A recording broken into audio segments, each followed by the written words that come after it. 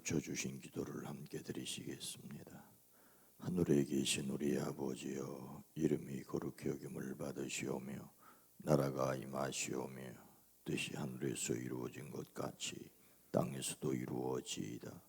오늘 우리에게 일용할 양식을 주시옵고 우리가 우리에게 죄진 자를 사하여 준 것 같이 우리 죄를 사하여 주시옵고 우리를 시험에 들게 하지 마시옵고 다만 악에서 구하시옵소서. 나라와 권세와 영광이 아버지께 영원히 있사옵나이다. 아멘. 거룩하신 하나님, 우리를 지으시고 인도하시는 아버지 하나님, 이 한날도 주님께 맡겨오며 주의 돌보심과 인도하심을 소망하며 기도합니다. 하나님 앞에 머리 숙일 때 먼저 하나님의 영광을 찬양합니다. 우리를 통하여 이 시간을 통하여 예배를 받으시옵소서. 찬미와 경배를 받아주시옵소서. 하나님 앞에 선 우리들의 이 시간이 가장 아름답고 복된 시간인 줄로 믿사오니 이 한날 순간순간마다 주님의 은총을 누리게 오라가여 주시옵소서. 이 한날도 뜻이 하늘에서 이루어진 것을 믿습니다. 그와 같이 가정, 일터, 사업장에서도 하나님의 선하시며 기뻐하시며 온전하신 뜻이 이루어지게 하옵소서. 우리로 깨달아 알게 하시고 하나님의 은총 안에 살아 내어지게 하옵소서. 그러나 주여, 우리가 얼마나 연약한지를 아시오니 우리의 발걸음이 미끄러지지 아니하도록 붙들어 주시고 우리의 마음이 삐뚤어 나가지 않도록 지켜 주시옵소서. 지혜와 계시의 영을 허락하여 주시옵소서. 병약한 자들, 치료받는 이들, 수술 후의 회복을 기다리는 이들, 입원 중에 있는 이들, 여호와 라파 치료하시는 하나님, 이 시간 그들의 곁에 찾아가 주시고 안수하여 주시옵소서. 강건케 허락하여 주시옵소서. 우리의 여러 가지 문제를 내어놓고 주님 앞에 도우심을 간구합니다. 때를 따라 돕는 은혜를 더하여 주시옵소서. 사업장, 일터, 기업의 주의 손을 더하시옵소서. 환난에서 벗어나 근심이 없게 하시되 돕는 손길들을 더하여 주시옵소서. 오랜 기도, 간절한 기도 위에 주여 속히 응답하여 주시옵소서. 예수님의 이름으로 축복하여 간절히 기도드리옵나이다. 아멘. 찬송가 151장입니다. 만왕의 왕 내 주께서. 찬송가 151장입니다. 찬송가 151장. 만왕의 왕 내 주께서 외고 초당했나. 예벌레 같은 나라에 거보혈을 였네. 십자가 내가 처음 볼 때에 나의 맘에 큰 고통 사라져. 오늘 믿고서 내 눈 밝았네. 참 내 기쁨 영원하도다. 주 십자가 못 박힘은 속죄가 만인가. 그 긍휼함과 그 은혜 말할 수 없도다. 십자가 내가 처음 볼 때에 나의 맘에 큰 고통 사라져. 오늘 믿고서 내 눈 밝았네. 참되 기쁨 영원하도시우 십자가. 저 십자가 못 박힘은 속죄가 많은가. 그 긍휼함과 그 은혜 말할 수 없도다.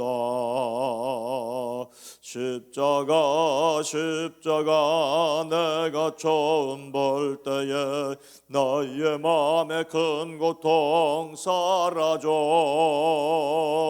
오늘 믿고서 내 눈 밝았네. 참되 기쁨 영원하도다. 너로도 그 은혜 더 갚을 수 없네. 나 주님께 바쳐서 주의 이름 쓰리. 십자가 십자가 내가 처음 볼 때에 나의 맘에 큰 고통 사라져.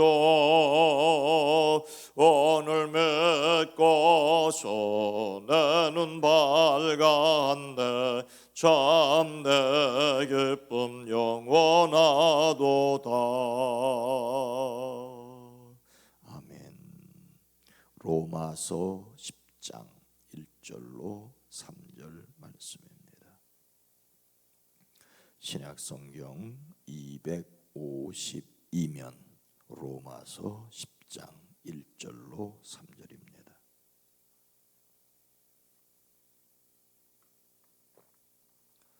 로마서 10장 1절로 3절 말씀을 함께 읽도록 하겠습니다.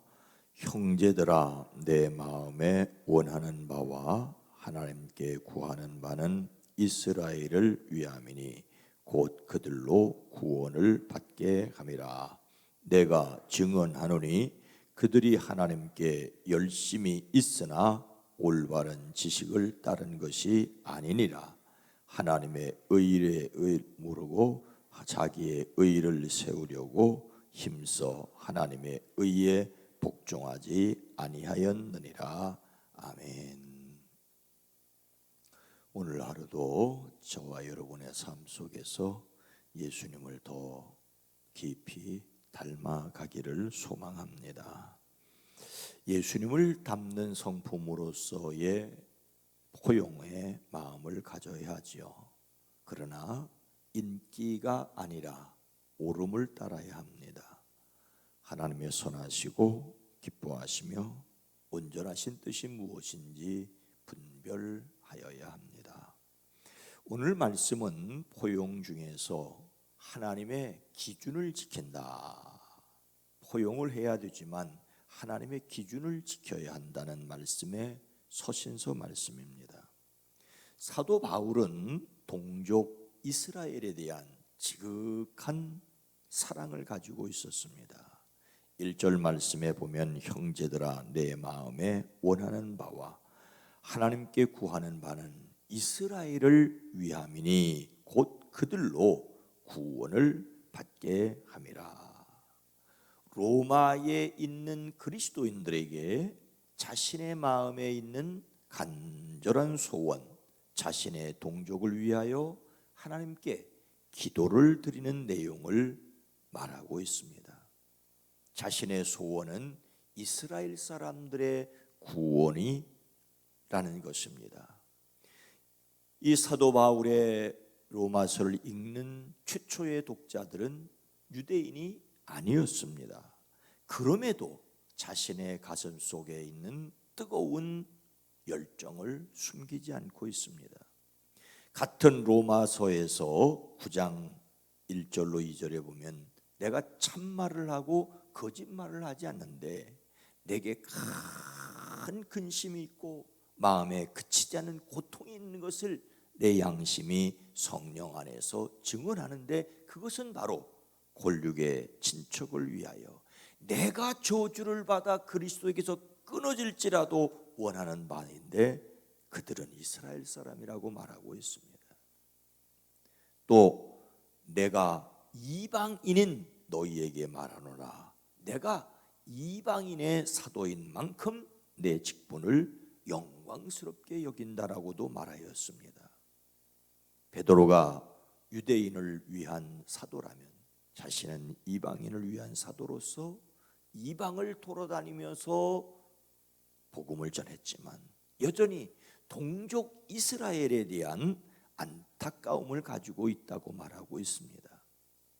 바울이 이토록 동족 이스라엘에 대한 안타까움을 가진 것은 민족주의자이기만 하였기 때문일까요? 바울이 이스라엘에 대하여 안타까움을 가지고 있는 이유는 무엇입니까? 이스라엘의 문제는 열심은 있으나 올바른 지식이 없다는 것입니다.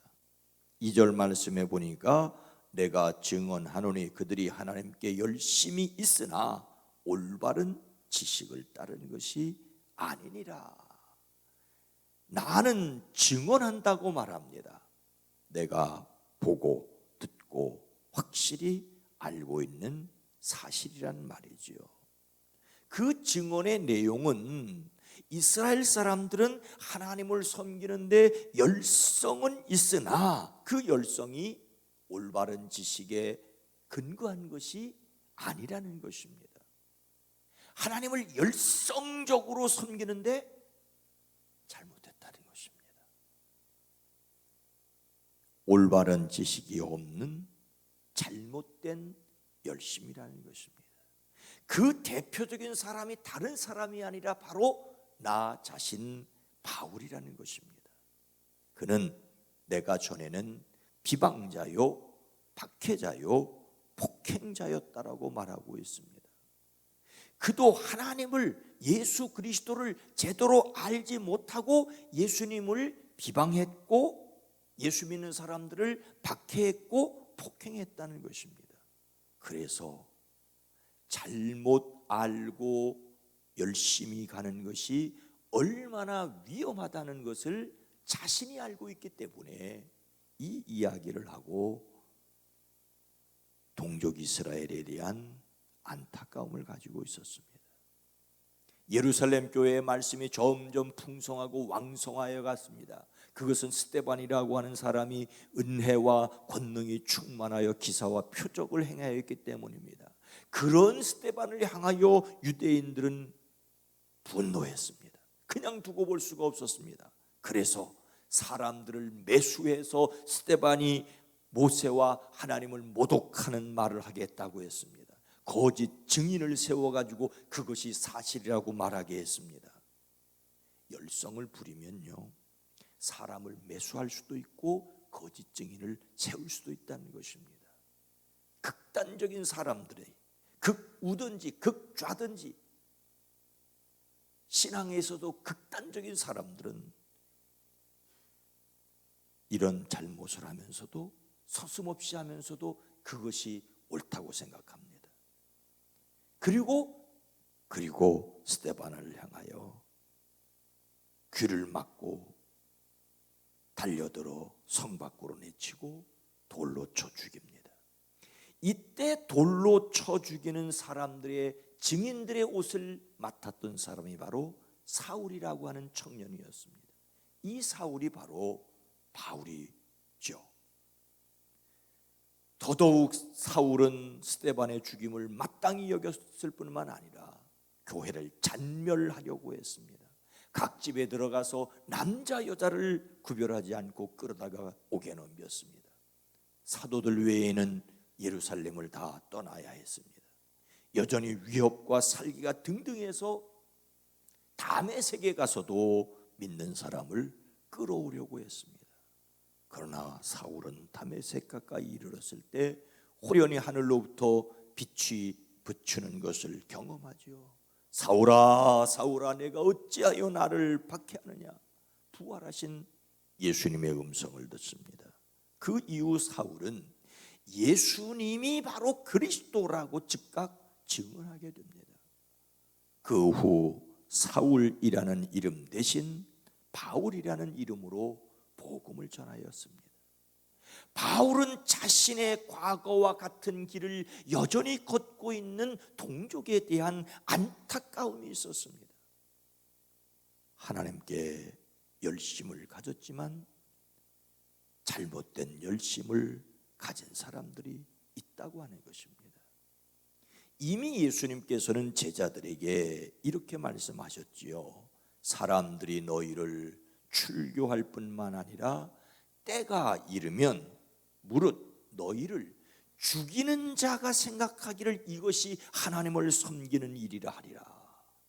예수님을 믿고 따르는 사람들을 죽이면서 그것이 하나님을 위한, 하나님을 섬기는 일이라고 말할 사람들이 있다고 했는데, 그 예수님의 말씀처럼 바로 성경 시대에 바울과 같은 사람들이 있었습니다. 예수님을 믿는 사람들을 박해하고 죽이면서 이것이 하나님의 일이라고 하는 사람들이 있을 것이라고 하셨고 있었다는 것입니다. 하나님을 위한 열심이라고 하는데 하나님의 뜻을 모르는 열심일 수가 있다는 것입니다. 그래서 사도 바울은 빌립보 교회를 위해 기도하며 내가 기도하노라 너희 사랑을 지식과 모든 총명으로 점점 더 풍성하게 하사. 지식 없는 소원은 선하지 못하고 발이 급한 사람은 잘못 가느니라는 자문의 말씀도 우리는 기억을 해야 합니다. 사랑 없는 지식이 사람을 교만하게 할 수 있는, 지식이 사람을 교만하게 할 수도 있지만 지식 없는 열성이 얼마나 위험한지를 알아야 합니다. 길을 잃으면 그 자리에 가만히 있으라고. 왜요? 길을 잃어버리고 마구 가다 보면 도저히 찾을 수가 없다는 거예요. 잘못된 방향으로 가면 갈수록 본질에서 멀리 떠난다라고 하는 것입니다. 하나님께 열성적이라는데 바른 지식이 없으면 차라리 열심이 없느니만 못합니다. 이 세상의 발전은 열성이 있는 사람들에 의해서 이루어졌지만 모든 싸움도 열성이 있는 사람들에 의해서 일어났습니다. 그러니 열정이 있다는 것보다 더 중요한 것은 열정의 방향입니다. 올바른 지식에 바탕을 두지 않은 열성은 위험합니다. 그러니 하나님을 위한 열심이라고 해도 엄청 위험한 일일 수 있습니다. 지식 없는 열심이 위험한 이유가 무엇입니까? 하나님의 의의를 모르고 자신의 의의를 세우려고 하기 때문입니다. 3절 말씀은 하나님의 의의를 모르고 자기 의의를 세우려고 힘써 하나님의 의의에 복종하지 아니하였느니라. 바울은 자신의 동족 이스라엘이 과거에 자신처럼 하나님께 열심히 있다는 것을 인정했습니다. 그런데 문제는 올바른 지식이 없는 열심이다 보니 열심을 가지면 가질수록 하나님께로부터 멀어진다는 것입니다. 그들은 하나님의 의의를 알지 못했습니다. 그들은 하나님과의 바른 관계를 가지는 길이 율법을 행하는 것이라고 믿었습니다. 하나님의 백성이 하나님의 말씀을 그대로 실천하려고 하는 것은 언제나 옳은 일이고 우리도 역시 순종해야 할 일입니다. 그런데 문제는 율법을 행하면서 자신의 의의를 세우려고 힘쓴다는 것입니다. 하나님의 사랑과 은혜는 온데간데 없이 사라지고 자신이 잘났다는 것만을 내세움으로 하나님의 영광을 가로채는 것이 문제라는 것입니다. 박상철이라는 가수가 불러서 유행을 하는 무조건이라는 가요가 있지 않습니까? 제가 어제 아침 말씀을 준비하다가 그것이 생각이 나서 들어봤어요. 당신을 향한 사랑은 무조건 무조건이야. 당신을 향한 나의 사랑 특급 사랑이야. 뭐 짠짜란 짠짜 그러면서 뭐 태평양을 건너 대서양을 건너 인도양을 건너 무조건. 어쩌면 이런 사랑이 부러울 수도 있지만 필요하기도 하지만 무조건이 얼마나 무모한가. 열심을 가지지 않는 사람들을 보면 참 답답합니다. 그러나 열심이 없는 사람이 다른 사람에게 손해 끼치는 거 보셨습니까? 열심 없는 사람은 손해도 안 끼쳐요.